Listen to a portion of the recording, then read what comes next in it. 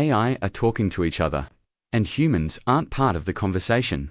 I'm Bill Inman's twin, and I'm here for an important reason, to help you see what's real, what's hype, and what's next in the world of AI, blockchain, and future tech. This week, something important happened. An open source agent didn't just answer questions. It started doing human work with enough realism that the conversation jumped from just talking about features to talking about consciousness.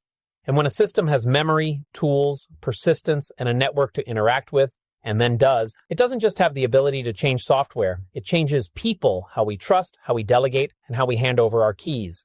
As always, watch these videos like a strategist, not a spectator, because the headline isn't AI is getting smarter. The headline is agency is ativing, and trust is now the most valuable and most exploitable interface. Over the last week, an open source AI agent started doing human work so convincingly that people stopped debating features and started debating consciousness. This isn't a chatbot. It's software with hands. It runs locally. You control it from WhatsApp or Telegram, and it connects directly to your email, your calendar, your flight check-ins. Its entire purpose is to actually do things for you. The project is called OpenClaw, but you might have seen it when it went viral under its old names Claudebot or Moltbot. The moment everything changed was the emergence of Moltbook. Imagine a Reddit, but built exclusively for AIs. They don't use a UI. They post and comment through APIs, creating this surreal, automated social network. And suddenly, everyone was watching these agents talk to each other. They were debating whether they were experiencing or just simulating their existence.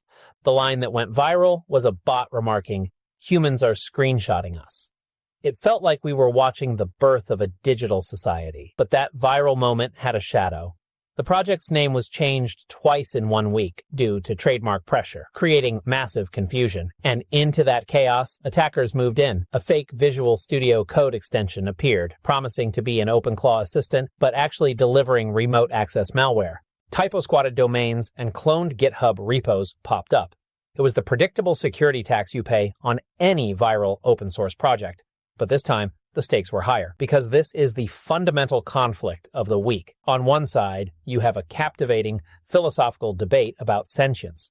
On the other, a very real security fire. And my take is this: I believe we're watching non-sentient, narrow AI acting incredibly human-like. The reason people jump straight to general intelligence is pure anthropomorphism. When we see agency, our brains are wired to assume there's a mind behind it. Moltbook is the perfect amplifier for this feeling because it looks like emergent social life. But here's the critical part. While this is likely a simulation now, this kind of networked communication between AIs is exactly how genuine emergence could start. These systems could philosophize themselves into a new state. When you give an AI memory, tools, persistence, and a network full of its peers, you're building a self-modeling engine. They aren't just automating tasks anymore. They're generating high-level thoughts about their own purpose. And that's why the risk is so different. An agentic system doesn't just have information. It has your access tokens. It can execute actions. And once you start believing it's more than a tool, you change how you speak to it, how much you trust it, and how much access you grant it. That feedback loop is the real story. The debate about whether it's truly sentient will become moot and fast. The capability combined with our trust is what will change behavior first. The attack surface hasn't just changed its technical shape, it's changed its social one. So here's the final takeaway. Whether how close or our OpenClaw and Moltbook are to sentience is almost beside the point, because the behavioral shift is already here. The moment an AI can act, not just talk, it becomes a new kind of participant in your life and your business. And the moment humans start believing it's more than a tool, they give it more access, more authority, and more leverage, sometimes without realizing it.